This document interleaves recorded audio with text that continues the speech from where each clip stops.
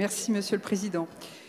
Nous pensons que l'enjeu essentiel de l'émancipation et de la démocratisation de l'accès à la culture mérite bien un rapport.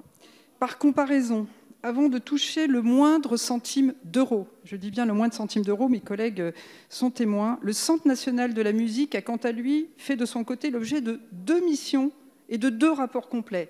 Un rapport de préfiguration de M. Roch-Olivier Maistre à la demande de la ministre de la Culture de l'époque, dont les conclusions ont été remises en 2018. Une mission confiée ensuite aux députés, Émilie Cariou et Pascal Bois, à la demande du Premier ministre, pas moins, afin de concrétiser notamment financièrement l'existence du CNM.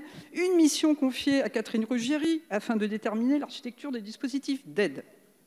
Tout ça pour commencer à toucher de l'argent.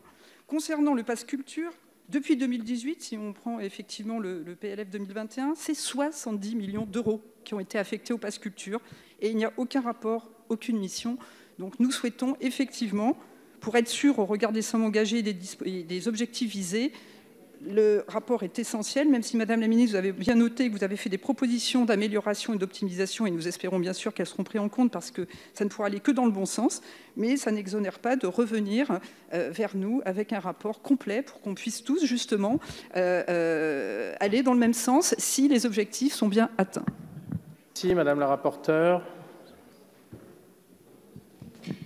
Madame la députée Frédérique Dumas, je tiens à préciser que cet amendement n'a pas été examiné en commission, donc je vous donnerai un avis personnel. L'expérimentation n'a pas fonctionné à plein, on a expliqué pourquoi. Il est nécessaire de généraliser le dispositif pour lui assurer une pleine puissance, on a aussi expliqué pourquoi.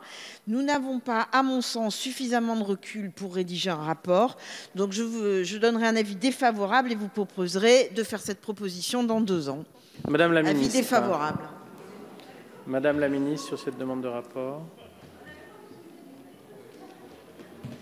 Alors, je me suis déjà exprimé là-dessus et sur ce sujet pass culture qui nous a à juste titre beaucoup mobilisés. J'ai exprimé ma parfaite disponibilité pour m'exprimer sur tous ces sujets. Oui, Madame la rapporteure, alors, vous nous dites qu'effectivement, cet amendement n'a pas été présenté en commission, donc vous ne pouvez pas vraiment y répondre. Vous savez, ça fait juste la 3e fois, hein, c'est-à-dire ça fait 3 ans qu'on présente le même amendement. J'espère que vous avez quand même eu l'occasion de l'examiner. Je ne pense pas que ça soit aussi compliqué que ça. La 2e chose, vous nous dites « Ah oui, mais vous comprenez, en fait, finalement, l'expérimentation, ça ne fonctionne pas si bien que ça. En fait, il faudrait le généraliser pour être sûr que ça fonctionne. » Donc c'est très intéressant comme argument, hein, puisque dans ces cas-là, il n'y a pas d'expérimentation, il y a une généralisation.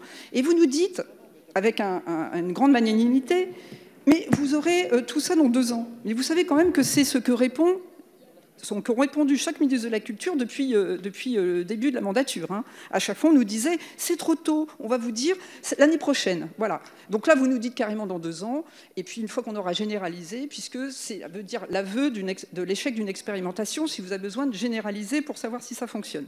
Donc évidemment que ce rapport est bienvenu, puisque franchement, ce n'est qu'un rapport, et je vous l'ai redit, pour le Centre national de la musique, avant de mettre le moindre euro, vous avez fait 2 rapports, 2 missions.